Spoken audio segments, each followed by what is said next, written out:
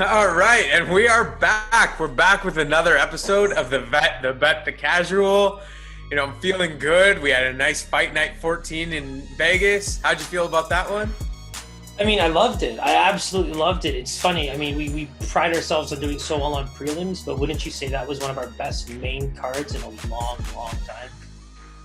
If not the best ever. I mean, we went perfect on that main card, so I don't know how you could actually do better. But your boy was trying to eat a humble piece of pie here. Come on, man. I'm trying to be humble here, but yeah. I mean, I'll feed that to you when it's necessary, but right now it ain't necessary. So, we're smashing. Last week was actually wonderful. The only, in terms of posted plays, we did end up going 4-4, but we hit the hammer at the end. It was a big one. It was a parlay of Dos Anjos and Crawford in boxing, which was kind of done instantaneously. That was a beautiful play. In terms of actual picks, the only one that kind of threw us for a wrench was Randa Marcos. Otherwise, it was calling Chaos to win, calling Yoder to win. Strickland was a beautiful call. He dominated Brendan Allen, and that was a beautiful display. So it was actually a very successful card overall. I'm just going to quickly do my best here at listing off the few things that I took away from that. So Strickland, for one, going all the way to a plus 100 closing number against Brendan Allen without much of that experience. I told you, Pies, like this kid was considered to be on that elite train in his UFC career before everything happened. So, really well done with that one. Chaos Williams, funny story I told you. I was eating fucking garlic bread when I was trying to lay the first round finish and KO, and it grayed out on me. And then boom, it happened. My mouth is stuffed. My hands are greasy as fuck. And I'm obviously pissed as hell that my amazing night you went full Scully and Hitchcock on that one. Well, and I'm very much known for a Scully Hitchcock. I do Scully Hitchcocks all the time. If you look at my keyboard, I mean, like, I can basically tell you my last 4 meals. Well, hopefully that garlic bread was worth it. That knockout from Chaos was crazy. Coming in at, a near plus 200. That was a beautiful call. Yoder was phenomenal. The first 2 rounds were kind of back and forth, but that third round, she really took over, displayed that dominance. She came in at a nice plus 130, so that was a beautiful hit as well. Yeah, let's give a quick little shout out to Ashley for a few things. 1, for liking our comments and replying to us on Instagram. 2, for actually showing up exactly how we said she would last week. I mean, she was pounded against. Let's be honest, in terms of just actual straight picks, if you go on average of any major site that had, say, between 5 to 10 writers, I can guarantee you on average, less than 20% of those people were picking Yoder to win. Pies, who did we pick to win on the day of the recording?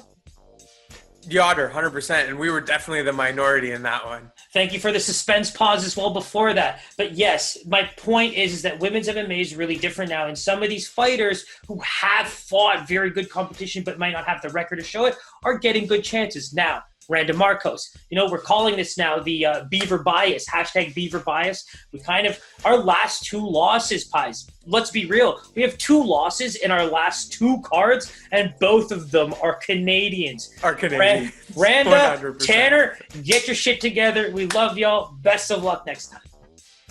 Yeah, and to be honest, I feel for Marcos because she was outmatched from the weigh-ins. The moment we saw what a beast she was looking like, we're like, yeah, Randa's in a little bit of trouble. What I was really impressed with is her line didn't move crazily. She, I saw plus 162, then it went down to plus 150, and then back up to plus 162, and then everyone caught the, pre-fight weigh-ins and face-offs, and then it jumped up to a plus 170, and we saw what happened. Yeah, Kanako is no joke, but even, the Corey McKenna call, that was beautiful. I know you're very high on her. Ooh. Women's fighting in general is just a beautiful thing going forward. Pies, I'm really sorry. I'm not going to lie. We had to focus so much on this week's card that I kind of forgot about her. And can we give that girl let's go back to her analysis, right? Like, let's break this down as just, we broke it down as a borderline Cormier, decorated wrestler, really, really good, highlight reel in Invicta, which was kind of like Cormier's Strike Force. And just, we know the talent, and it wasn't raw. There was a lot of technique to this ferocity. But then we have this, European fighter coming in with this, very, very impressive striking that we saw in the Contender Series. And that's what opens my eyes. I always told you, Pies, a person that can hit your chin 9 times out of 10 and keep their head up without taking many blows is an MMA striker's dream. Because that means they're definitely not afraid of getting hit, and they probably are able to deal with some takedowns. And yeah, I think you summed it up perfectly, because, as a casual / increasing watcher, originally I'm like, man, KaiZaan is landing a lot. She's throwing a lot more. She's working the takedowns. But if you dive, a little bit more in depth into what's actually landing in terms of the depth of punch, what you're actually doing when you have position on the ground, McKenna was a lot more effective throughout that fight. It might not have been quantity, but the quality was there.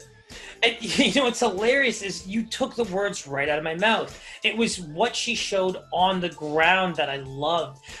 She was able to reverse at the right times. I mean, would you not make the point that in the 3rd round, her reversing that takedown and scoring the top won her the fight. It won her the fight. And to be honest, Kenny Florian thought that she definitely lost that fight. He laughed at that judging.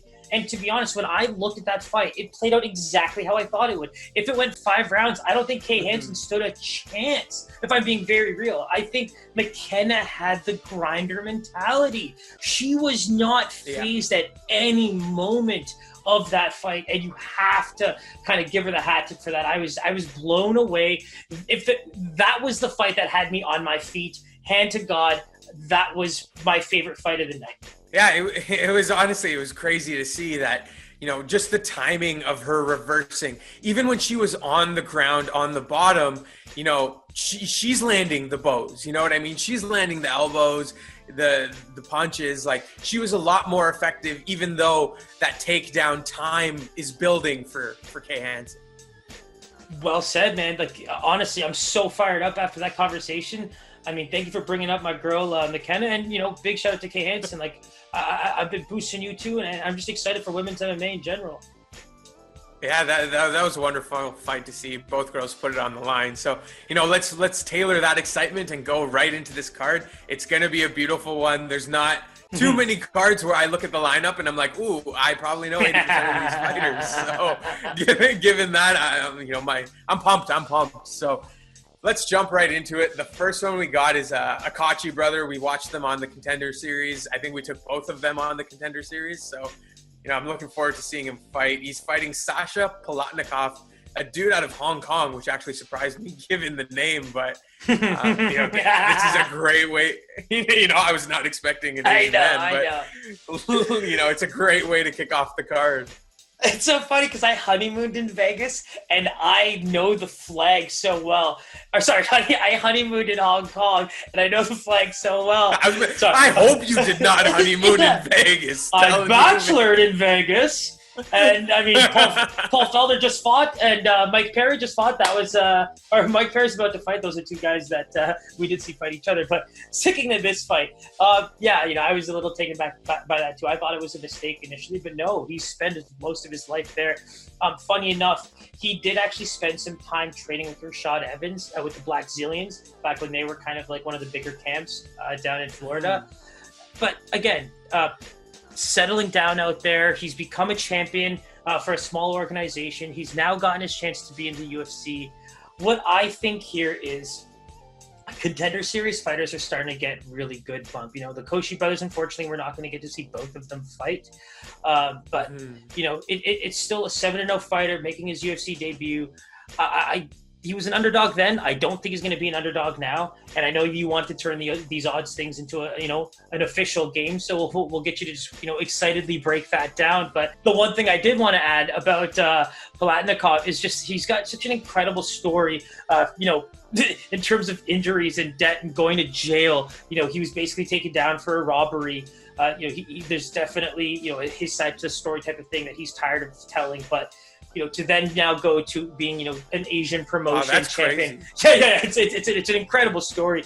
We can read up on that together. Yeah, we can read up on that together. Maybe put something out about that. But distance striker who's going to be looking to do that. I think he's kind of dangerous. So I think for how I believe the odds are going to look, I think my pick is going to be very exciting. So, you want to explain that wonderful game that you want to find the odds to? So so, in terms of odds this week, I'm going to try and ruffle some feathers and hold you a little bit more accountable to your odds. So let's turn this into a game here, okay? And in terms of odds, I'm going to get you to pitch what you believe the odds are. And we're going to give you a range of 35 basis points on either side. So you say minus 110 and it ends up being minus 145, you still hit that, okay? I think 35 is a fair range. If we are moving up to anything over minus 250, I'm going to give you a 50 basis range because I think that, those end up being a little bit more extreme. And let's see kind of what the numbers look like at the end. So let's kick it off. I have a request. Yeah, can we do a 100-point range since I'm doing both fighters, or is that outrageous? That's outrageous, right? 100 points is outrageous. That's outrageous. I get it. Too much. Nice try. So I respect the effort. Let's go universally 50. Let's just go universally 50. Sure. And we'll just do both sides. So we'll call underdog, we'll call favorite, and we'll just try to guess the line within 50. I'm actually, I'm gonna hold you accountable on the range of the favorite because with the dog, 50 it really shortens when you're taking the dog. So your range will depend on the favorite. Cool. Okay. So, we'll have some fun with the dog then is what you're saying. And then we'll kind of like hold me accountable for the favorite. So let's actually then start with the favorite. I do believe it's Koshi. I think there's no doubt in my mind that an American fighter who knocks people out in the first round fighting in Vegas is going to get the knock on, what is seems to be a nobody to an American group fan base. So let's even see something like a minus 250, a minus 300 type of thing, because the minus 300. What's your number? I need your number. Right. Minus 300 seems like a stretch. So, I'm going to have to say something like minus 280. Oh, should have stuck to your gut. So he's a minus 370, 300. I would have given that one to you. That would have been in the range. So yeah, he does come in at a minus 370. Massive. That's ridiculous. Because KaiZaan, I'm going to tell you right now, from what I saw, I think Plotnikov can maybe take a punch here because that's what seems to be what's necessary of him. And to be that much of a dog, like we know what a minus 350, a minus 400 favorite should look like. And unless I'm going to, stick my foot in my mouth here, I'm hoping, like right now I have a plus 160, a plus 170 written down, but like I'm assuming we're now looking at odds at more of a plus 200, plus 220? Plus 300. Wow, plus 300 and then minus 300. That's what you're saying right now. Yeah, Pies. No, minus 370. Wow. I'm going to tell you right now, that's a sprinkle. Like, I'm sorry. I'm sure that the knockout is minus 200. So, there's nothing there but the under in a parlay. So, yeah, let's move on from that. Plotnikov, best of luck. All the power to you after, making your way to the U.S. and training with some big boys in the UFC and going through everything you did. This is a big fight for you based on a minus 370 favorite. I'm shocked by that. I'm definitely shocked by that. I'm excited to see how that plays out. We might see some value on the Hong Kong man there. Wow, I'm actually very much, if I could pick like a third country to be from, it would definitely be Hong Kong. So let's get it. That's very controversial, actually. So I'm going to keep that to myself. All right, and that takes us into the next fight. That is Kyle Daukaus versus Dustin Stoltzfus. And Kyle's coming in off of a loss here. He's going to be looking to rebound. Dustin's been hot fire. He's coming in win after win after win. He's 13-1. Both these guys have stellar records, 9-1 versus 13-1. So what do you see here? Man, my favorite is when you say the names like they're questions. Like, I just love when that happens. It's so funny to me. But yeah, Stoltzfus. Here's where I really break this fight down. Daukaus, right? Where do we know him from? We know him from fighting Brendan Allen. And that was that was a decision loss. That's his most recent loss, right? And Brendan Allen at the time, before losing to our boy Sean Strickland, he was coming off finishing Tom Breeze and Kevin Holland. So he was riding a huge wave going into that fight, and our boy here, Kyle Daukaus, was able to push him to a decision. So that's something to consider, right? His grappling is really good. He's a UFC level grappler. He's a good wrestler. But Stolfus, I mean, like, Stolfus is an absolute monster when it comes to striking. He's undefeated as a middleweight in Europe. His UFC debut on Dana White's Contender Series was very good. I know it was controversial, but I mean, I see good grappling. I just see good skills all around. I like the aggression. I like that he keeps the fight close and he's technically sound. It makes him dangerous in all these like little areas that you expect people to make mistakes. And that's what makes him very scary. But like I said, Doc is elite wrestler, UFC level ready, grappler, wrestler, had an undefeated record going into that fight against Brendan Allen. And so he's going to have some good size. I think this fight's a lot closer than the last one we talked about. So if we're playing your game here, I mean, calling the... Hang on, we'll jump into the game. Okay, I have a question for you. Yeah, tell me. How is Dustin on the ground? How's his grappling? How's his wrestling? Yeah, so I mean, like, here's the thing. I break that down, right? Like, the way I kind of described Daukaus's wrestling is it's very American wrestling grappling based. Like, there's a certain type that comes with that. You know, he's going to be pushing forward for those doubles, those powers, takedowns, and he's going to be trying to take you down and control from side.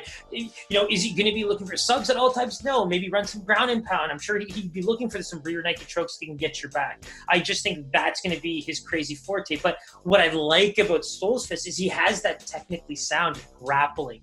You know, Europeans seem to be really, really fond of like the judo styles and the throws and the sweeps and the sneaky submissions.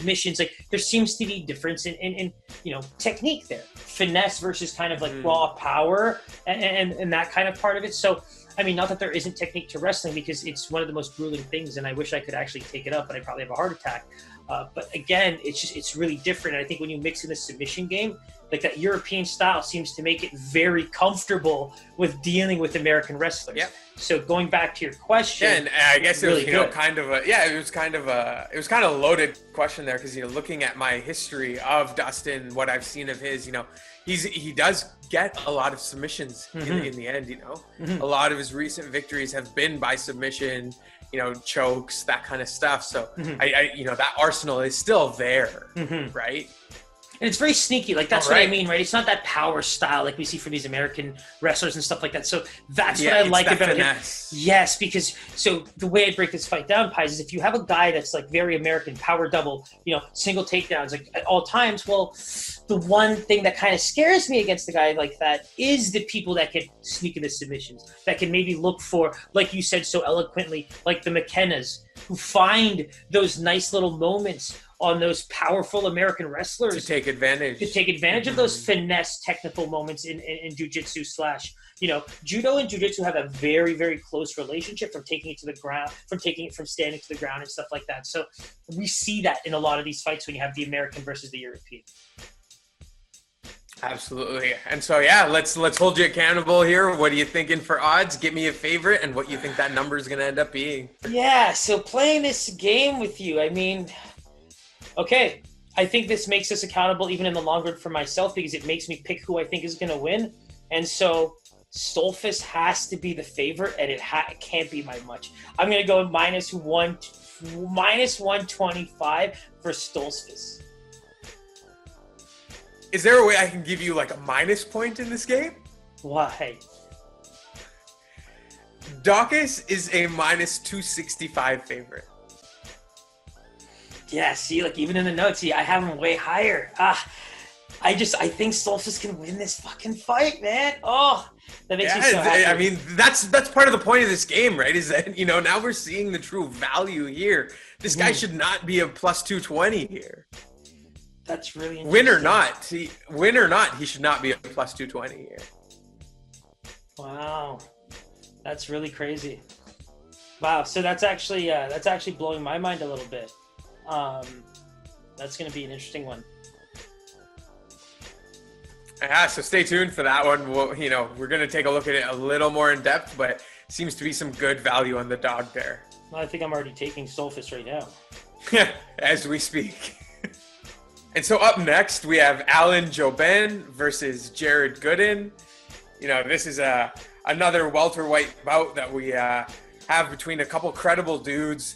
Joe Ben comes in with a 16-7 record. Jared Gooden, the night train, he comes in at 17-4, looking beastly. What do you got for us here? Yes, I mean, Jovin's coming off of a massive injury. So, he's been in the UFC since 2014. Okay. Don't really see him fight much. I was going to say, I haven't, his last fight is a couple of years ago.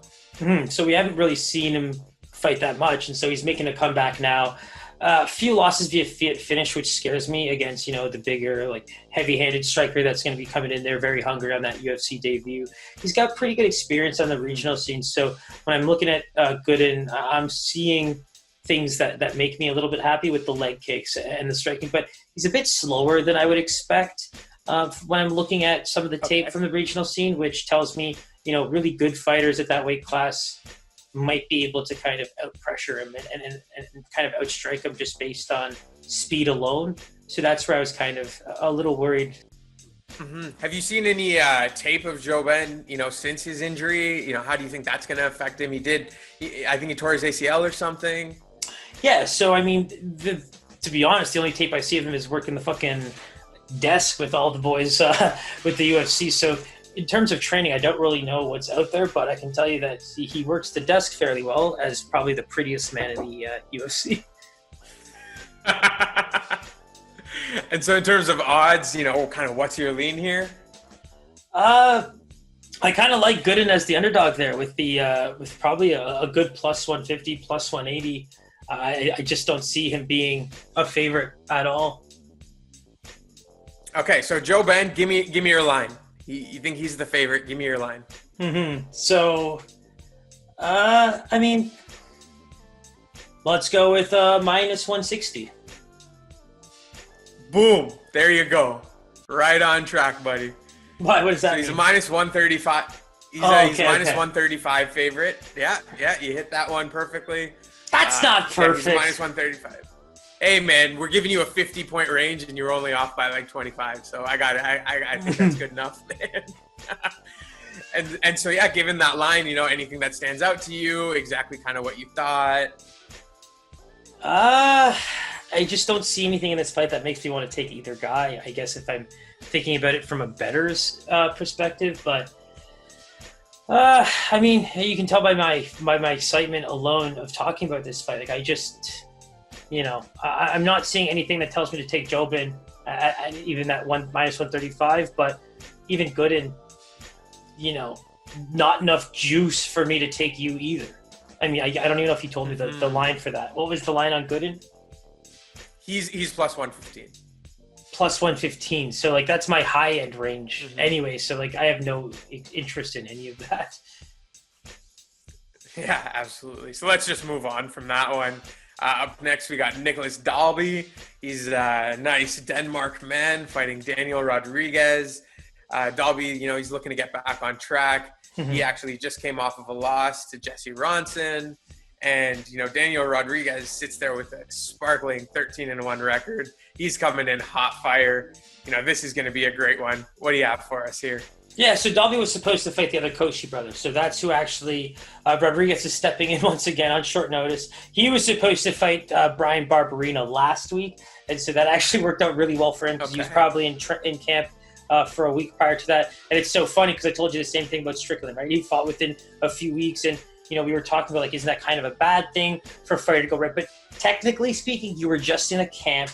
You went into a fight where you took barely any damage, where you were basically singing lullabies to him in the third round. So, that's like just going to another, extensive training camp, if you will, and then getting right back into it and taking the fight again. So that's where I think, Rodriguez isn't really at a disadvantage in that sense. And his fight with Dwight Grant, who seemed to have a bit of a come up as well in the UFC after, Dana White's Contender Series, he beat him too. So that 3-0 UFC record again, another one in 2020 that we're seeing against a guy like Dalby, who was actually fairly well favored in that fight against Ronson and got tapped out in the first round. I think he's going to have a really tough fight with Rodriguez. He's got pretty good size.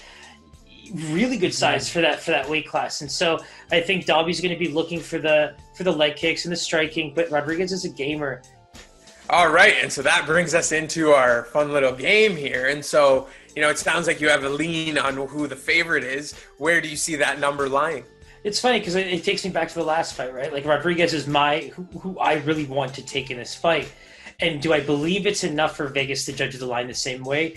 In this case, I mean, I have to say yes based on the UFC showing recency bias, right? So, give me a minus 160 on Rodriguez.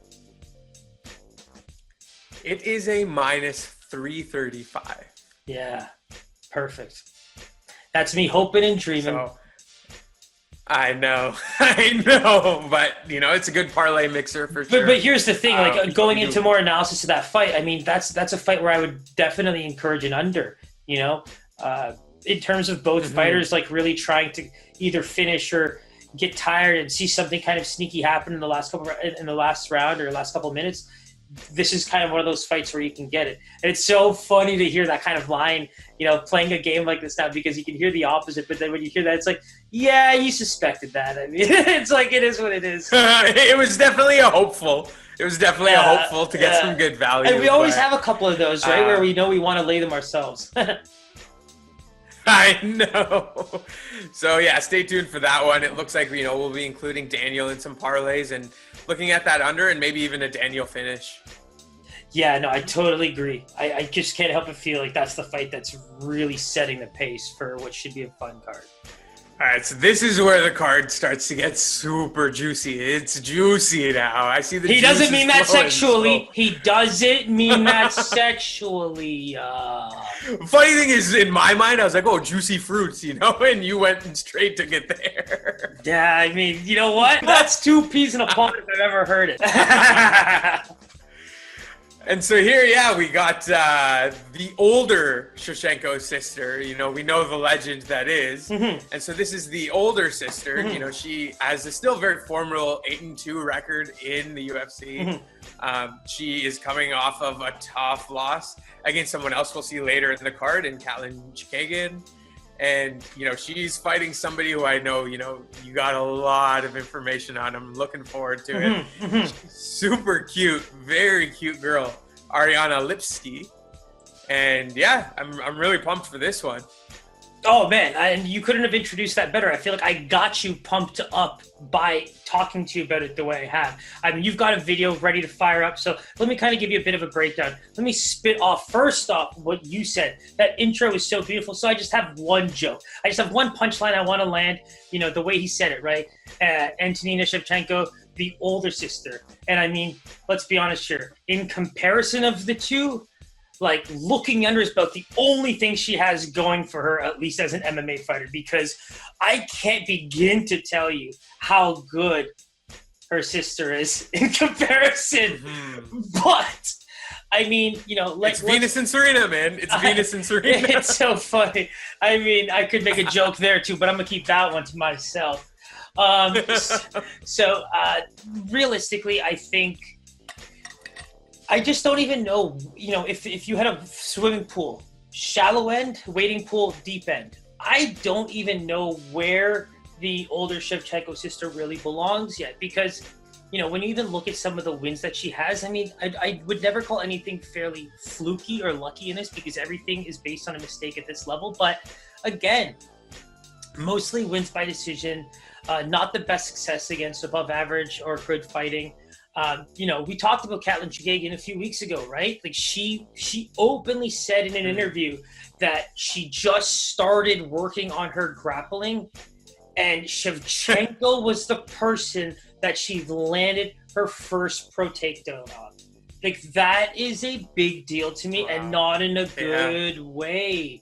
So looking at this fight from a comparison perspective, I just think, okay, I don't even want to ooze yet about Lipski. Like, I just want to kind of break down why I just think, like, this has potential of being the most, playing into KaiZaan's game. We're going to figure out a name for that soon. But, this has the potential to be the biggest underdog favorite on the card. And if it's just name alone that plays into that, so be it. So let's talk about our girl. I mean, Pies, anything you want to add about Shevchenko before I get you just like drooling and oozing right now? Well, I think, looking at her history, you said it best, right? She gets a lot of boost because of the name and the relation to her legend sister. But nothing really convincing in her arsenal so far. Nothing that's really blown me away to be like, all right, she is a beast, you know? Let me start getting you drooling now with our girl, Ariana Lipski, right? So, you know, she's going to be the aggressive fighter. She's going to bring good grappling. I mean, her last win was a first-round submission by knee bar. Like, I'm not joking, people, when I say ladies MMA is starting to get very fun. KaiZaan is, you know, prime witness now. And so our girl here, are her only 2 losses, even at her age, Joanna Calderwood and Molly McCann. I mean, these are very respectable decision losses. And I mean, when you're pushing in just the age of, like, you know, 25, 26 years old, I just don't see, you know, anywhere where this fight, she's kind of the losing fighter. So, like, let's take a look at it. I mean, you've watched the Chookagian Shevchenko fight. You remember those takedowns? We kind of rewatched those highlights together during the show. Yeah. And the simplicity there, how slowly Shevchenko moves. Like, let's compare her to, say, you know, this is from, you know, 2016. So it is a bit of ways, but, you know, this Werner fight is what put her on the map. It's what got her that KSW fame. You know, she's now one of the biggest fighters in Poland after this fight, because right after Immortal FC, she gets signed to KSW. She ends up winning their title, defending it a bunch of times, makes her way to the UFC, and, you know, the rest is history. And now we have this 26-year-old, you know, crazy girl who's just trying to become the best in the world. And so, if you're ready, let's fire this baby up.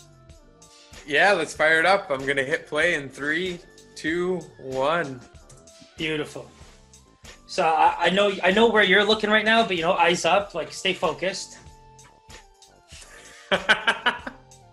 So, like, right now, you can tell, right? Like, you know, Werner's the one in the middle and kind of controlling that octagon, as they say. But you can notice Lipski's constantly moving, right? Like, just by moving constantly to that side, she's slipping punches. Yeah, and her counter is solid. It actually, you know, it reminds me of that Paul Felder-Dos Anjos fight. As it was going, you know, Felder was really aiming to control the octagon by staying in the middle. But Dos Anjos' movement, his counter, all that kind of stuff kind of negated the fact that he was in the middle. Very well said, because his goal was to kind of push you against the fence anyway. So Felder really needed to kind of keep that going. So, you know, he tried his best, and, you know, great showing on him. Yeah. Yeah. Yes, look at this reaction. Yo, I love it. Atta girl. She's a beauty. So, you know, like, what joy. Yeah, like, I kind of wanted to show you that, because the reason why that fight is just so important, you know, we kind of talk about it, but KSW is a pretty big feeder organization for the UFC, especially right now. There's no coincidence that a lot of the fighters out of Poland are just making their way to the UFC right now. And, you know, after this fight, it basically catapulted her into that realm of, you know, big time MMA fighter in Europe, and basically headlining, you know, title defense after title defense in KSW, which is, you know, really impressive for her age. And now she gets her chance, you know, before 30 to kind of get into the UFC. Make her name in the UFC for sure. And what about to do it against, right? Someone with such a big name. You know, a lot of people are going to be watching this one for sure. And so, you know, moving right into our kind of favorite segment here, but... your favorite segment. You know, pressure's on now. Yeah, it doesn't seem like you're enjoying it that much, but I'm thoroughly enjoying it. So, do you have a lean on the favorite? And if so, what's the number? So, without question, just... You'd have to be crazy for the name alone to just stand up to what we just witnessed. You know, that was her literally, you know, let me actually just make sure I'm right on that. That fight happened 4 years ago. That was a 21-year-old girl, just to put that in perspective. So, you know, I think the favorite for me is very obvious. So I would like to say Ariane Lipski, and I would like to say that the line should be nothing lower than minus 320. And if she's a dog in plus money pies, we're putting everything on it. Everything. Wow. All right. Well, it looks like let me just fire up Bet365 right now and just go lay this, because yeah, based on that name, Shevchenko is the favorite. She comes in at minus 155. No! Yeah. We're actually getting plus 135 on Lipsy here. No way! KaiZaan, this game is going to give me a heart attack. This game is going to give me a heart attack. My God. Yeah, so, I mean, the way my head is kind of spinning to kind of analyze how many ways that Ariane Lipski can lose this fight, the volume, like, she could get tired. That's the only thing I see against us. But for us, it's just the output. Oh, wow, Pies, I'm excited, you know? Yeah, so, wrapping that one up, it does seem like we're going to be taking Lipski here. Great value there. Take it now before it moves because, looking at those weigh-ins, I do think this is one that's going to move closer to a pick'em. Let's get that underdog value in early. Good God, Pies. Wow. Let's go, Ariane. I'm in your corner. You know that. Chick, chick, pew, pew, pew. So up next, we got Mr. Joaquin Buckley, also known as Knockout of the Year. We saw him with the most phenomenal knockout on Impa. Prior to that, he had a very tough bout against Kevin Holland, who we're very high on as well, up and coming in the ranks. He's taking on Jordan Wright, who, I got to give a shout out to his nickname because it's one of my favorite movies, The Beverly Hills Ninja. Chris Farley, Chris Rock, love that movie. Love your nickname as well in turn. He comes in actually with a perfect record, 11-0-0. I do believe he has a draw in there at some point. And Buckley comes in at 11-3-0. We've seen him most recently impress the world. So kind of give me a little more information on Mr. Maybe Jordan Wright here. Yeah, so let's start with Wright. I think this is one of those guys where you don't, the package really doesn't represent, what's inside kind of thing. He's really good. I think what we've seen over the last couple of fights in terms of the all-around skill, the precision striking, he just doesn't come off like someone that can be that dangerous. But the Beverly Hills Ninja, that caught my eye immediately the first time I kind of saw him fight. And I just think that this is a great matchup for him for one reason. Let's dive into Buckley. Pies, what have we, learned about tall strikers, Yeah, I mean, they go for knockouts, but they open themselves up as well, right? There's a lot of exposure there. And, we kind of saw that with Joaquin and Kevin Holland. He was really trying to go for that hammer, that fist, that ending the fight, and it got him in trouble with against Impa. He was able to land it beautifully with that kick, and that kind of got him the knockout. But it does open you up to some susceptibility for sure. And you nailed something that I wanted to bring up, because while I do agree with you, there's one thing that I kind of want to also point out there. It's like we talked about this, heading into the Impa Buckley fight. Both of them are very close in size. That is not a fight where Buckley had to go in and kind of deal with a lankier, taller fighter. Whereas in these fights, unfortunately, he does seem to have, that Tyson dilemma of really having to get in. And unfortunately, when it's not boxing and you can get kicked in the legs or kicked in the head, it's a bit of a different ball game. And so what I'm kind of thinking here, it's just, Buckley's just such a beautiful striker, but he's a striker. I do think that Wright has a beautiful ground game that he can bring to the table. I think there's a lot that can kind of play against Buckley here. Yeah, and like you said, right? The Beverly Hills Ninja has 4 inches of height on him. He has 4 inches of reach on him. He's going to do his best to keep that distance, make sure he doesn't get one of these big knocks, take it to the ground, use that advantage to his benefit. Because the big thing is, a guy who's already fought at light heavyweight to, kind of fight at this weight class, have the distance on a guy who needs to kind of get it in close and look for those big power shots. No question, if his goal is to kind of clinch up top and things like that, Buckley has definitely shown that you cannot be getting too close to any of his limbs, because those are going to be flying at you. So, ducking too hard for those takedowns, or getting in too recklessly in the clinch to kind of get, a good body lock or anything like that. I mean, it's going to cost you. So, while Wright might have a chin and has proven that in previous fights, I mean, we've seen what Buckley can do with the right timing, speed, and space. Yeah, especially if we're referring to the men as Mini Tyson, you know? And so there is a lot of hype around Joaquin. We know this, you know, everyone in the world saw that knockout. So, you know, in terms of odds, kind of where do you see this landing? I can see this being an easy fight for Vegas to analyze and put right as the favorite. I just can't see him not being the favorite based on game plan here. And so if I had to pick a line to kind of hedge myself to maybe get some of that plus range, I'm going to say a minus 115 because I don't think he can be worse than a plus 130. But let's go with a minus 115. So, you know, the hype train is real, man. Okay. The world saw Joaquin, and it is reflective in the line for sure. He comes in at a massive minus 270 favorite. Wow. Yo, Pies. Let's play my game now. Let's play the plus money spin the wheel here. So, are you telling me that we're going to be looking at Jordan Wright at something like a plus 170, a plus 180 maybe? 215. Wow. Oh my God.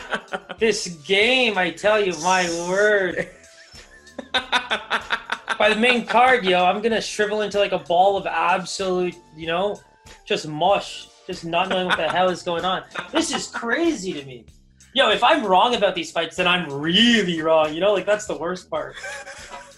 But you know, honestly, just thinking about the analysis, knowing some of these guys, I think we're going to end up, you know, watching some of these fights and being like, you know, win or loss, they should not have been this big of dogs. And the hype train around Joaquin is really driving that. Wow, you kind of said it really well there, right? Because like if you look at some of our losses over the last few weeks, other than Tanner Boser, I mean, all of them are plus money dogs that we're taking straight up. You know, like that it really is kind of where we're seeing some L's. So you said it best there. And right now we do find that this could be a card where there's some heavy juice in our favor. And so I'll tell you right now, I don't think I'm going to be, at least for the last two that you've showed me, I don't think I can stray from my pick, if I'm being quite honest. I love what Buckley the value is too good. Because like I thought Buckley could get a max minus 140, minus 150 as the juiced favorite, but what you're telling me right now is kind of incredible because 270 is too much. Kevin Holland's a great fighter, but the way he was able to utilize like longer kicks and kind of use jabs to get some power shots off, I just think, you know, if he's able to set up takedowns and things like that, Buckley is not looking like a close to minus 300 favorite in this fight. It's just, I don't see it. He will be very strong, but, you know, we'll see how this goes. Which we know. We know the man's strength. That's not in question here. So stay tuned for that one. But, you know, I do think we see some value in the Beverly Hills Ninja. I 100% agree. All right, so rounding out the preliminary card, we got the Battle of the Brandons here. We got Brandon Moreno taking on Brandon Royval. And, you know, we've seen a lot of tape on both these guys recently. Both of them, I'm sure, beat your son more recently. Shout out to you being from New Zealand and not from England or Australia. Just a little side jab at DC and Kalani here. But, yeah, you know, we're a little familiar with Kai France and, you know, his recent bouts. And both of these guys were able to take him out, which is a big feat. We've seen Brandon actually fight quite a few times. Tim Elliott, we've seen him fight recently. Casey Kenny, who's showed up multiple times in these preliminary cards in the last few months. He actually lost to Casey Kenny, which is, you know, a very formidable fighter as well. And yeah, so, you know, there's a lot of credibility between these guys. I'm really pumped. They both come in with pretty stellar records, 17-5-1 for Moreno. I believe it's a 12-4 for Royval. And, you know, I'm rooting for my boy from Colorado here. So... Yeah, I mean, and you have a good, your heart's in the right place. Let me just say that. So, I mean, I think this has this has all the potential to be the fight of the night. And if this was billed as, say, a regular cards main event for 5 rounds, I would be excited as. And let me explain why. both of these guys just go in there swinging. The thing with Moreno, he's a little bit more raw, but he's got technique to his madness. You know, he does like to come in. He's got a chin on him like you would not believe. It's just his tough fights with Alex Pantoja is what made me love both of them. And the fact that these two have 2 fights against each other is kind of like weirdly adorable, because if you follow that season of Tough, which was a really good season, and the fact that these two did fight each other, they were, in my opinion, 2 of the most exciting fighters to come out of that season. And so now you have him going up against a guy like Brandon Royval, who you, like you just said, most recently beat my son Kai Kara-France. The reason why we call him my son, my son's name is Kai. And yeah, I mean, it was a great fight. You know, but let's give Kai Kara-France his credit. He definitely got his fair share of some rockage there, right? It went both ways, and I think Royval was just a little bit more creative in the heat of the moment in that one fight. You know, it could go. I think that fight could have easily gone either person's way, but at the same either way. Yeah. But at the same time, I think Royval proved that he was ready for whatever came at him, and it required Kai Kara-France to be a little bit to the next level. Because if there was one thing I found that our boy Kai was kind of struggling with, was the length. I did find that it was tougher for him to land those power leg kicks. It was a bit tougher for him to kind of get in with those quick 1-2s to kind of set some of those blows up, because he by trade really does like to strike. You know, that's what he's looking for. He's looking to knock your head off. And both of these guys are like that. Absolutely. And so I think, you know, that this fight originally was pegged as Moreno Perez, who, you know, we'll kind of see in the main event later. And so, you know, in terms of Royval taking this kind of as a short notice fight. Well, like, isn't that crazy, Pies? Like, let's just, like, let me just kind of, like, break that down for you, even just, like, as you're kind of getting used to watching so many fights every week, right? Like, take that in right now. We had a Cody Garbrandt Figueiredo main event pegged for this, right? You're telling me that what was maybe a prelim main event, now the person who is obviously the higher ranked fighter, let's hope, was promoted to a title fight? You know, that's kind of crazy, bro. Wouldn't you say?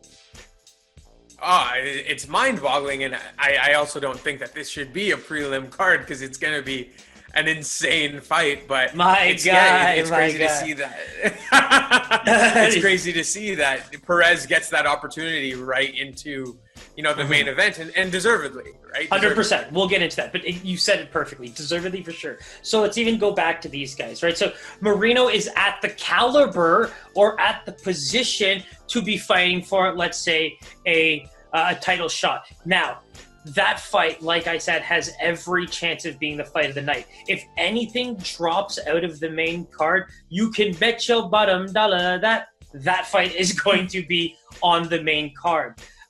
It's probably the number 1 contender fight for the winner of the main event of the, you know, UFC 255. I was going to say, it seems like the winner here is going to get a title shot soon enough. Without question. And, you know, if there's one thing we've noticed, you know, there's a reason why you're going to notice so many people that have fought each other or whatever fighting on same cards, right? Because, like, from a scheduling perspective, it really just all lines up, you know? So right now, the UFC has a perfect opportunity to have the main event on the prelims go down. Whoever comes out the least bloody and less broken-brained gets the winner of the main event.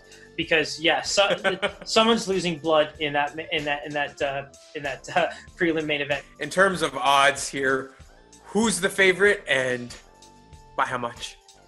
I think Royval has officially proved that he belongs in this division and likely is the next title challenger.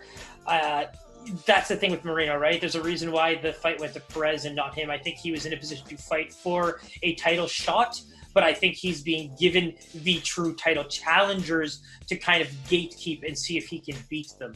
So with that said, I do think that Royval, with the finishes of Elliott and France, and, you know, a decision loss to Kenny as recently as 2018, I mean, I have to give him the favorite here. And to, again, hedge myself, I do not believe that Royval can be plus money here. I simply don't. So I'm going to give him a range of, say, minus 150 on the dot in case he hits that minus 200. But I just don't think he can go that high. I have a feeling you're gonna fall out of your chair right now. No way. This game is just gonna continue to rock you. But yeah, Moreno is a favorite. He's a medium-sized favorite. He's about minus 190, almost at that minus 200. No way! Wow. Yo, Pies, this boy is not getting the respect he deserves. Should this title card be coined UFC Juicy Dogs or what? I'm shaking, Pies. Pies, I'm shaking. Pies, I'm scared. Pies. Scared or excited? It's crazy because the juice you're telling me on guys that I'm pegging at, it's like, did everything just go out the window? Did all my skills fly out the window now that you introduced this game and you screwed up all the nerves and all the things that run to my brain? Well, you see, that's one way of looking at it. As the bet, the way I look at it is a ton of value. All you're telling me is that there's a ton of value on dudes who have a good shot. I love the dogs, man. Okay, so as we finish up with this prelim card, let's have some fun with this, right? Punch in, open up Bet365 right now. We're gonna keep shouting out Bet365 for all of their lovely hard work and help that they give us. But let's punch in a Royval, Wright and Lipsky parlay. Let's see what that pays. I'm just curious.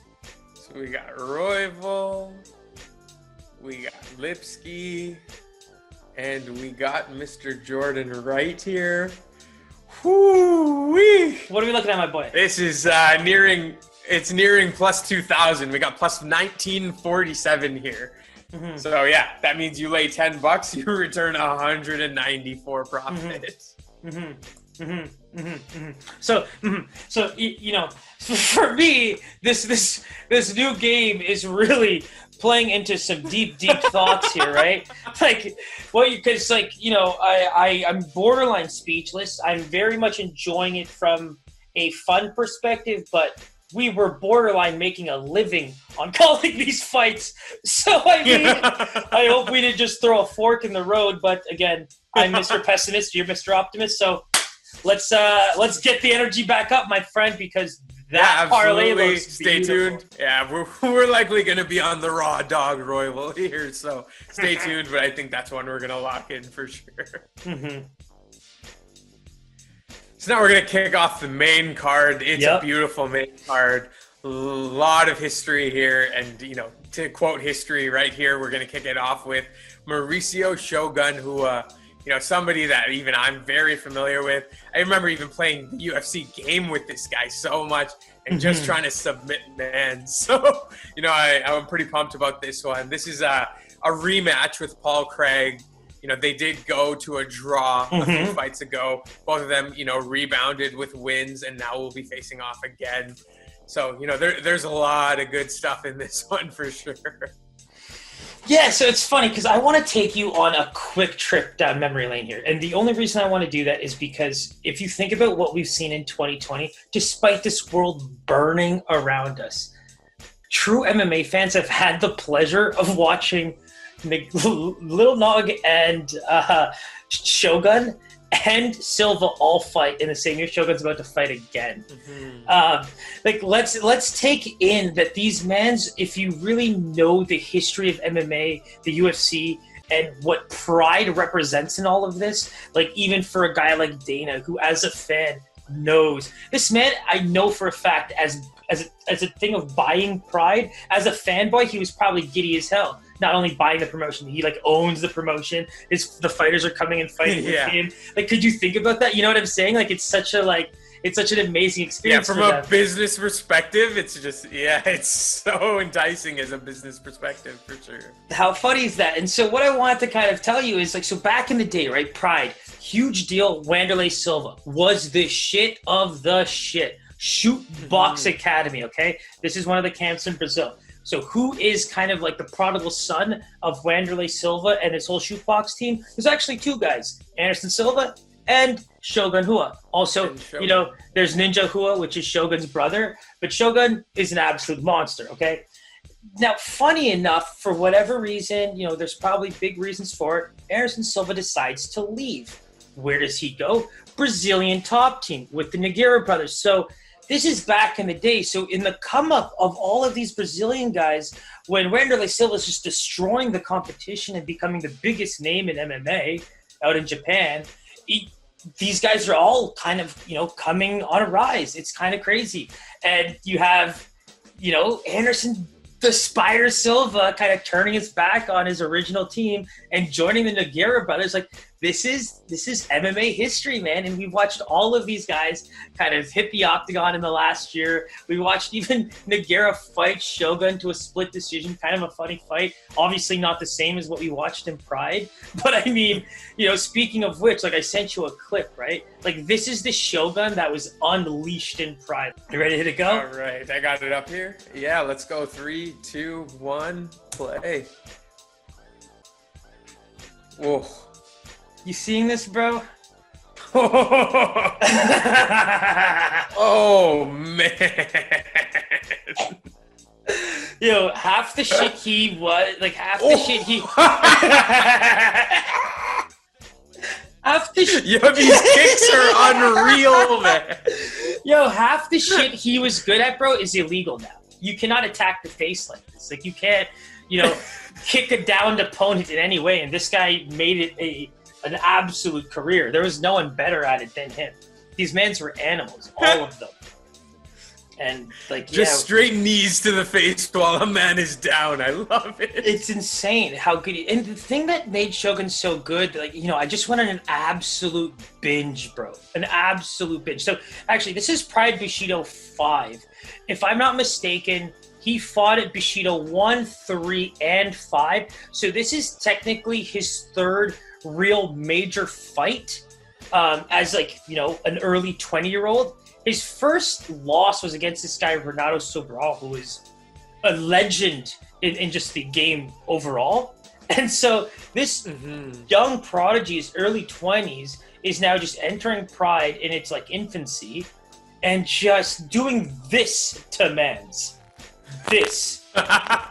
You know what I mean? Like, it blows me away. That was pretty interesting to see. I'm not that kind of familiar with Pride, back in the day and stuff, but this definitely seems like a league I would definitely be on board for, given, the flexibility of the rules. They're legitimately fighting in a boxing ring now. 100%, man.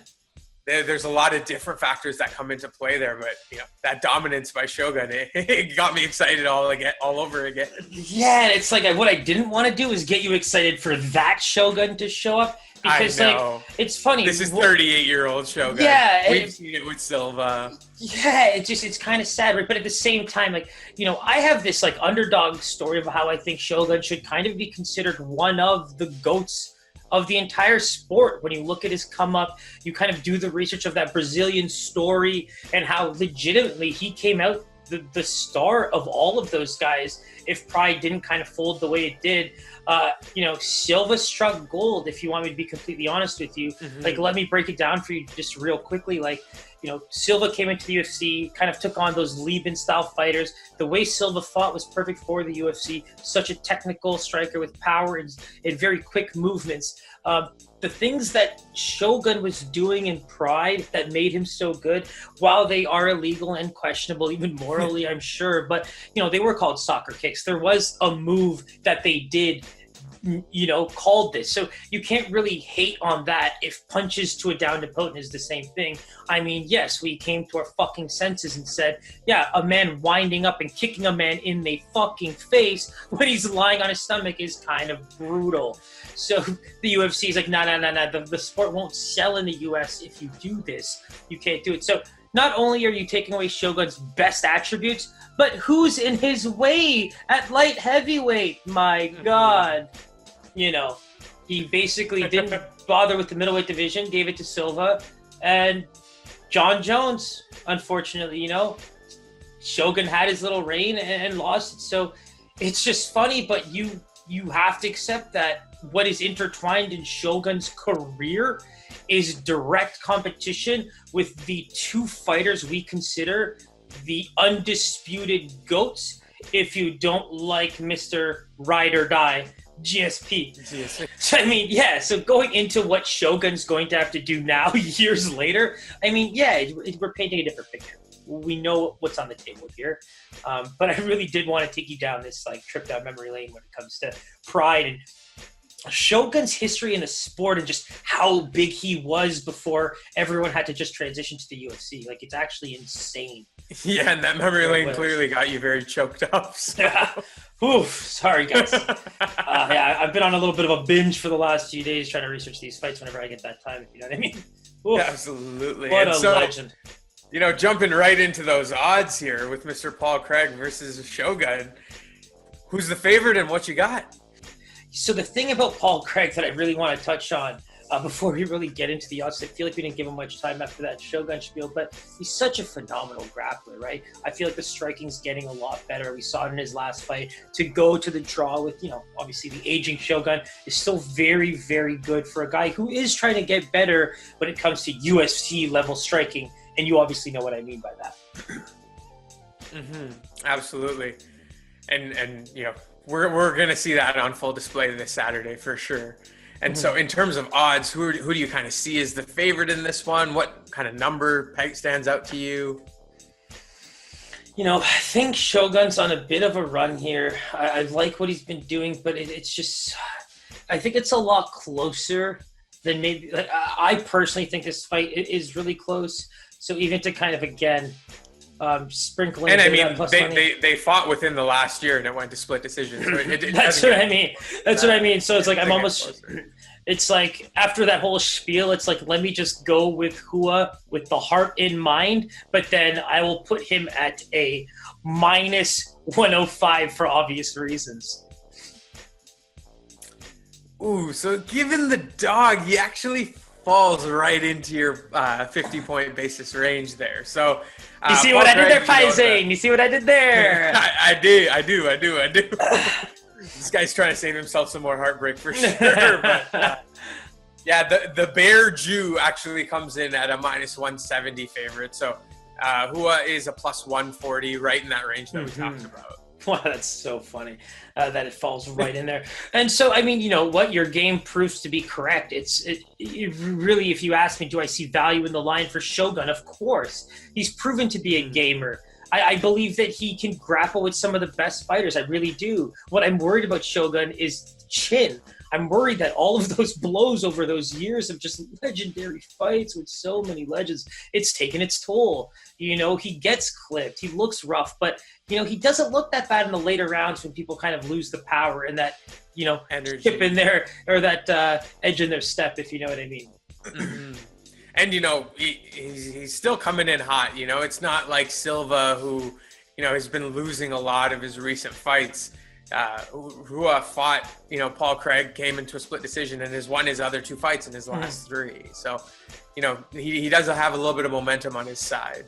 The one thing I'll give Silva credit in that point is that the level of competition that I feel Silva is willing to take on versus who's being kind of fed to Shogun. And that's nothing against Shogun, right? I just think that when you compare the weight classes nowadays, as you move down in weight, they only get better. And so, unfortunately, the light heavyweight division is kind of a little bleak. And so Shogun kind of has a bit of an easier way right now, at least, to what is maybe a contender spot or a title shot. But on the flip side, again, with Silva, I mean, he's taking on guys who are legitimately looking for title shots. Like, these are not slouches. Yeah. These are great fighters. For sure. And so, yeah, stay tuned for that one. We do see a little bit of value in the dog there, but we'll be able to finalize that one closer to Saturday. All right, so up next, we got somebody who we're, you know, pretty familiar with now in Katlyn Chookagian. We've seen her fight a few times. Most recently, we saw her fight against Andrade and get, you know, knocked out. Nice body shot there that killed her. She's taking on Cynthia Calvillo, also another, you know, very credible, formidable fighter. Comes in 9-1-1 record. She has, you know, won 3 of her last 4. The one that wasn't a win actually was a draw against Marina Rodriguez. Seen her take on Courtney Casey, take that one, you know, to decision and a unanimous decision. So, you know, this one is going to be a great one for sure. I'm glad it's on the main card. Yeah, so I mean, this is where we're kind of talking about some of those not only highly skilled female fighters, but some with, you know, relative title implications, fought really good competition in the past. The thing, I feel like we're selling out Chookagian so badly by bringing this point up, but I feel like we have to blame her for kind of saying that. But I mean, the one thing I'm going to kind of say about Cynthia Calvillo here is she comes from Team Alpha Male. They pride themselves on their ability to kind of work the grappling, work the takedowns, get some ground and pound, work some rear naked chokes and things like that, right?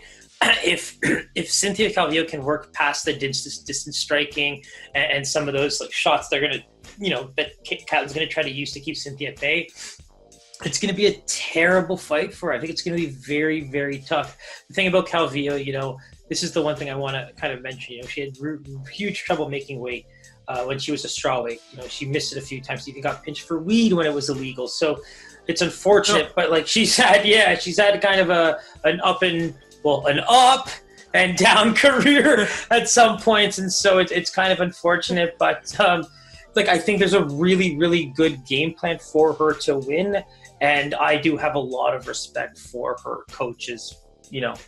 Coming from Uriah. Yeah, and honestly, unfortunately, it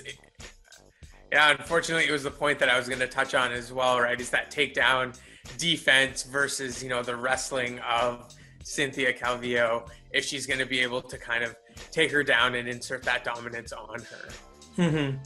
Because here's the thing with Cynthia, I even did a quick little, I want to research some things about her because of how much we know about Kaitlyn Chookagian now, but looking at Cynthia Calvillo's UFC career stats, I mean, her defense is actually quite phenomenal. I mean, she averages about 2 takedowns, and I mean, striking defense is at 66% and takedown defense at 69%. At 69% defense on takedowns in the UFC on average against a fighter who just recently got her first takedown against Antonia Shevchenko, that's a big deal. I think that's going to be such a massive dominating factor for Cynthia. Now, like I said, the one thing she's going to have to get past are the strikes. She's going to have to get past the distance kicks, the body kicks and things like that. And so just be careful because the striking is obviously going to be the only real disadvantage on paper. So that's where... And so, queuing that right up into the odds. Yeah, I figured. Yeah. Favorite and number, please. I'm going to say Cynthia Calvillo, and I am going to give her just a flat -200. Boom. Boom. No handshaking on this one, man. Yeah, so I mean, she comes in at that -215. It's right in line with our analysis. If she, goes by her strategy, is coached well, and sticks to her guns, I don't see a reason why she doesn't win this one. Keep that distance for the striking, take her down, ground and pound, keep that dominance on the wrestling aspect, and, you'll coast to victory. You kind of said it perfectly. And I will say, my guy, if there was a fight where I had to pick, from a pick'em perspective, the lock of the card, especially right now as we go through the card, I just don't see where Cynthia Calvillo is not the lock on the card. Okay. Right. Yeah. All right. That gets me excited. So. I really don't, because I just even if we kind of flip, the 4 inches, I keep bringing it up, right? The 4-inch height and the reach advantage, I just keep bringing up the same thing that will be the disadvantage. But I do think that she's going to be able to get past those strikes. I just don't see it being a difficult thing for her, and that's where that's the wrestling is going to play way bigger of a part than the reach for sure.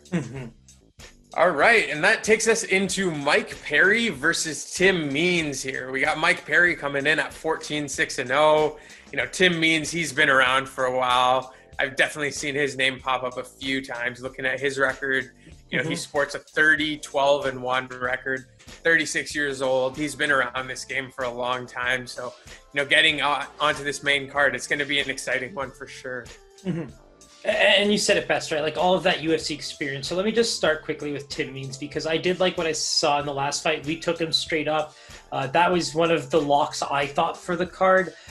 From what I saw, I think he had all the offensive, I would say, advantage in everything. It was Throughout very that obvious fight. throughout the fight, because there was a moment where like I felt like he even got rocked, and this is why I like some of the old school guys who do take those punches and know that some wobbliness might be coming, or they're about to get one more shot and they're kind of screwed.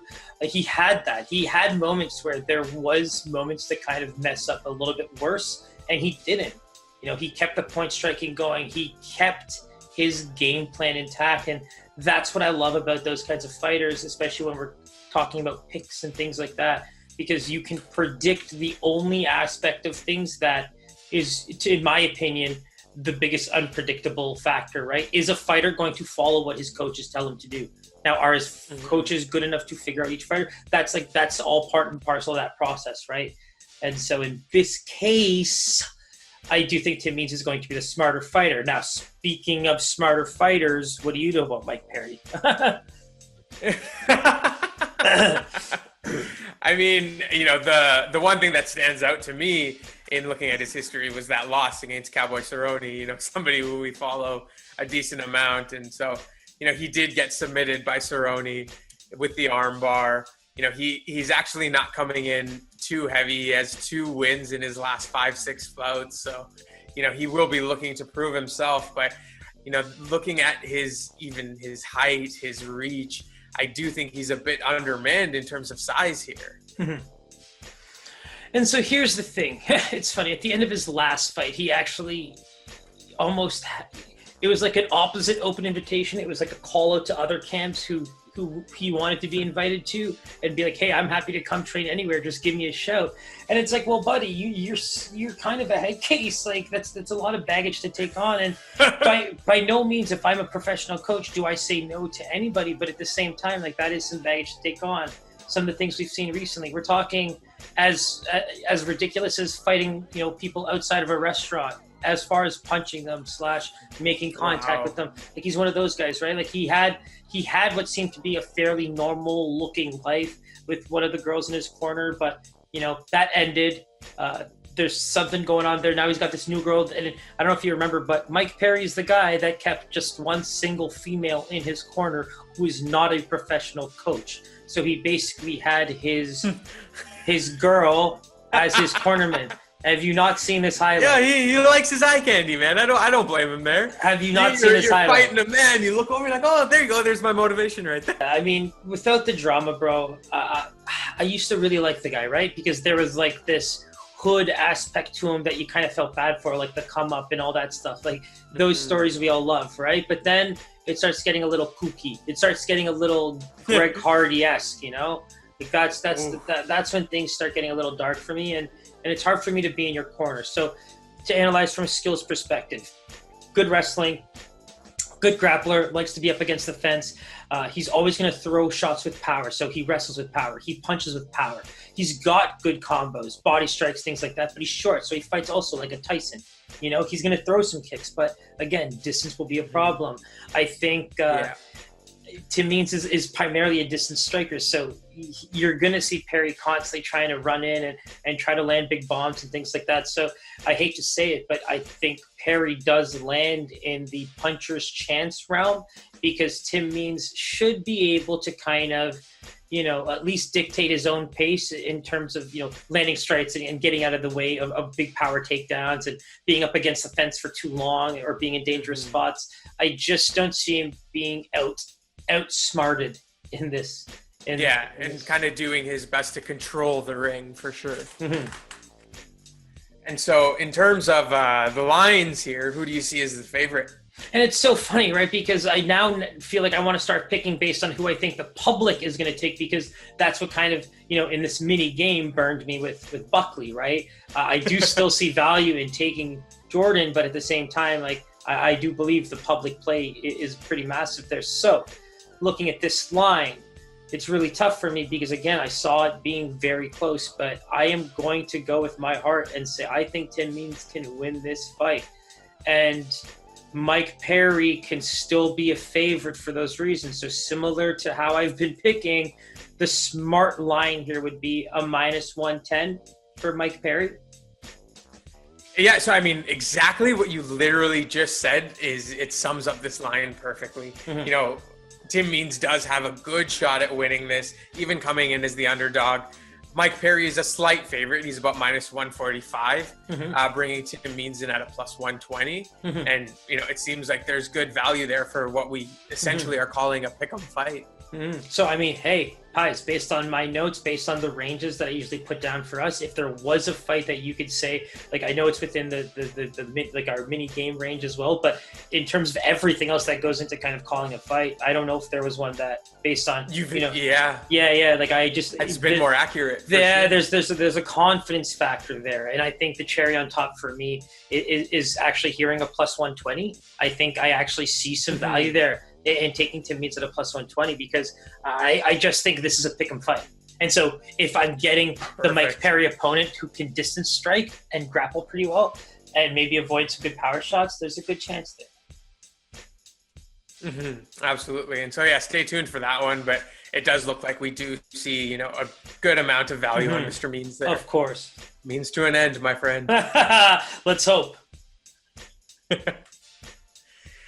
And so up next, we have the superstar sister, the Shevchenko superstar. She's taking on Jennifer Maia, another girl that we're pretty familiar with. We can't say enough about Shevchenko's record. She comes in just hot fire, dealing with everybody in her way. She's 19-3-0. This is a tough bout for Jennifer Maia. She's a very credible fighter. She is coming off of a loss against Shevchenko, who we, keep touching on. And that one went to decision. But, this one, it's going to be a tough bout for her. Yeah, I mean, can you say any more than that? Let me just give Shevchenko a huge call out here because here's the thing. I don't mean to be hard on her sister, but for the same reason that she's getting so much bump in the line is the same reason I have to very much separate the two. Because when we look at Valentina, we're looking at the only woman who might be able to compete with Amanda Nunes as the greatest female MMA fighter of all time. And the only reason she can't is because she lost to Amanda Nunes. But here's where I really want to put some focus on her career. Because when you look at the loss, she lost a split decision to Amanda Nunes at bantamweight, okay? Has never lost since and basically got the flyweight title in that process as well. So if you think about dominant champions right now, at flyweight we have Shevchenko, at bantamweight we have Nunes, and Nunes also went up and won the next title anyway. So Nunes is the undisputed number one. There's no question. And I've actually been saying that for years because it's just a different lion, let's say. With Shevchenko, I think we're in the same headspace. And mark my words, KaiZaan, when we talk about the best female fighters of all time in the UFC, there's only two we talk about. And that's Amanda Nunes and Valentina Shevchenko. There is no close third. You understand what I'm saying? There is no close third. There's only two. And all you fanboys and all you other wrestling fans can stay at bay. Yeah, based on the utter dominance of those two ladies, I have to agree there. It would be great to put, someone like Holly Holm in that category, but that dominance just isn't there the way these two ladies have. And, so this one, I'm going to give you a little bit wider of a range in terms of the odds, because this one could be it's so funny, bro. This one is all over the place. I was going to ask. I was going to be like, I have a pretty good range, and I have a funny range, because if you look at my notes, I clearly was joking around, because I jokingly put minus 999, because just making it a 3-digit favorite on this card was the most bump I could give Maia. And with that quickly said, let's talk about Maia, right? We know her primarily, Lauren Murphy. That's actually a fighter that we did quite a bit of research on. You actually had a back and forth with her on Instagram, which is kind of hilarious, but in a good way, no question. But even in her press conference, right, after she won, she talks about how she's kind of undefeated in the last little bit. She talks about how Maia's fighting for a title right now and doesn't really seem to deserve it. So, there are people kind of lined up to take on this fight. Now, are they Shevchenko ready? That is really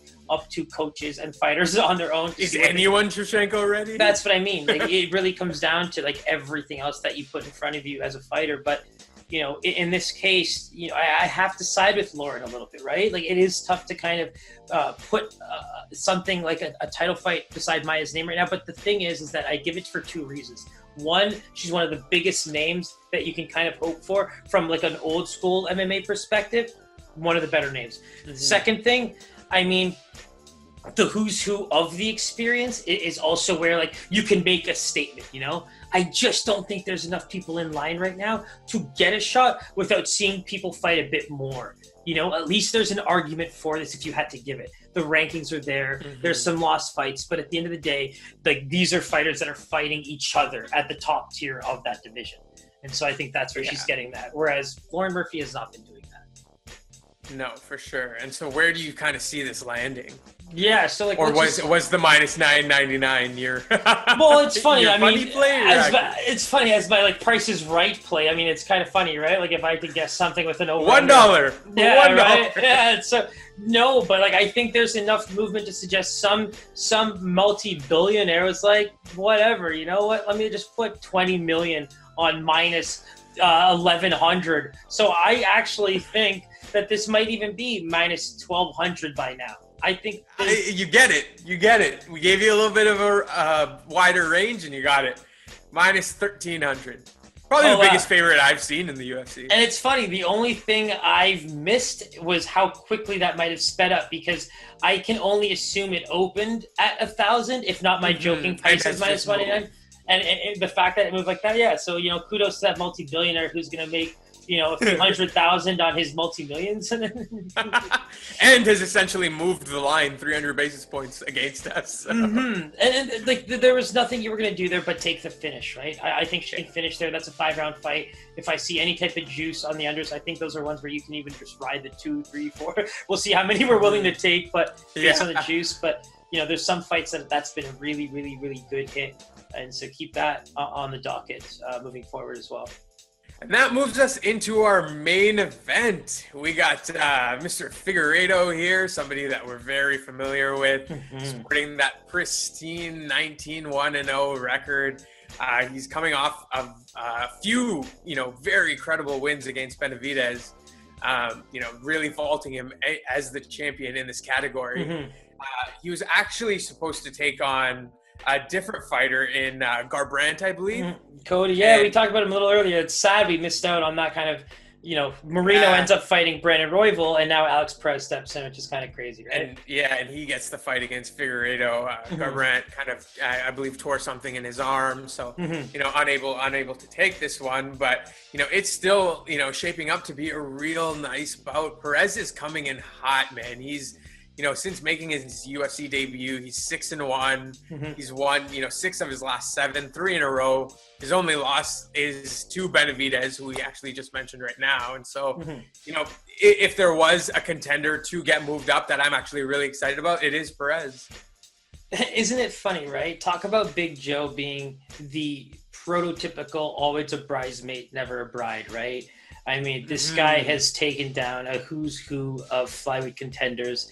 The poor guy has had to deal with Demetrius Johnson, Henry Cejudo, and now also later in his own career, unfortunately, a very dangerous Figueiredo.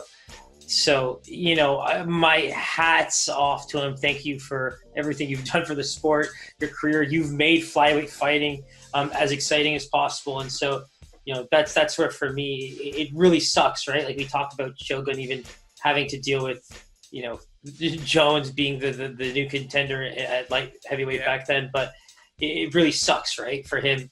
So here's another younger guy about to go in after beating 3 people, after losing to him. Now he gets the chance after, Benavidez lost twice, as you already mentioned. So, it's an interesting fight. I do like Perez's aggression. I do like the way he fights. I like the way how he's tight. I like the crispness. I like how he's going to try to mix it up a lot. The thing with Figueiredo is he's going to be the longer fighter. He's going to be trying to distance strike, but he's also aggressive, right? Like we saw against Benavidez, is he picks his strikes really well. One thing I did notice is that he can get hit as well, I think the right guy with the right amount of power might be able to put some damage on him as well. So that's what kind of worries me a little bit, Figueiredo. But when you look at this on paper, how can you even differentiate? Like I I'm trying my best to kind of line up a sound argument to kind of make the odds really quicker. But I don't know if you had a thought going into this before looking at the odds, but what do you think? Yeah, I mean, before even glancing at them, you have to give the respect to Figueiredo, right? Even though, there is credibility in Perez and what he's done in his short body of work. This is a true champion. This is a guy who's put in that work, and it's hard not to side with him. Yeah, and that's kind of my thought process as well, right? When I look at who Perez has beaten, it really is a bleak division, right? So at the end of the day, you did lose to Benavidez, and he knocked you clean. So, Figueiredo is on an absolute tear since the loss, and I think he has what it takes to be kind of this new generation style champion, where you're kind of longer, you're quick, very pinpoint accurate. If there's one thing that I'm going to say, Pies, is I'm curious what the lines are, because I really I do believe that, let's just say that Figueiredo is the favorite for now. I do lean that way.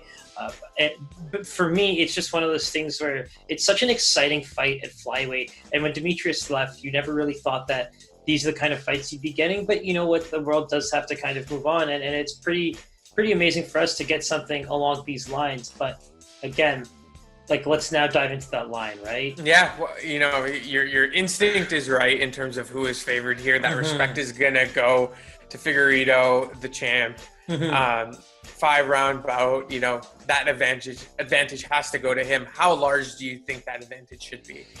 Yeah, and so, here's the thing. The more I thought about it, I just didn't see him hitting the minus 300 range. So with that said, I'll put him at a minus 245. I think that's a pretty good range for him. So I think minus 245 for Figueiredo makes sense here in the main event. So you're just on the cusp of that 50 point swing here, but he is a minus 315 favorite. Oh, okay. Yeah, so, it does seem like, the replacement fight in Perez, they're not giving him as much credit as maybe he deserves, or, maybe he doesn't. Yeah, because he is a Dana White Contender Series fighter, and I'm curious to see how long it will take for some of these guys to get that mainstream, especially those longer serving fight fans who might look at that as oh, that's just lower level prelims. Why would I watch that? I think that is where it might be a tough sell. And I could almost guarantee that a minus 315 line seems like a funny opening line. I wouldn't be surprised if that line opened at minus 300 and got absolutely shattered. Absolutely. And so Perez comes in at a plus 250 there.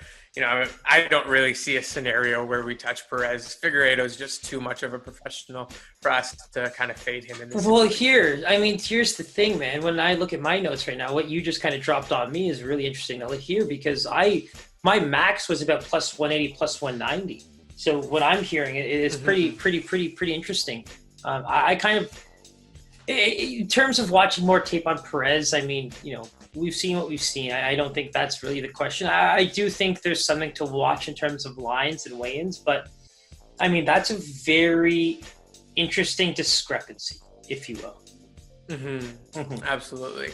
And so, stay tuned for that one. We'll be locking that one in closer to game time. And so stay tuned for that. As usual, hit that bell button, hit that subscribe. Ding, ding, we ding. love all you guys. We love you tuning in. So continue to do so. We really appreciate it. Our Instagram is there. Our Twitter is there. Give us a follow. Give us a comment. Any questions you have, shoot them our way.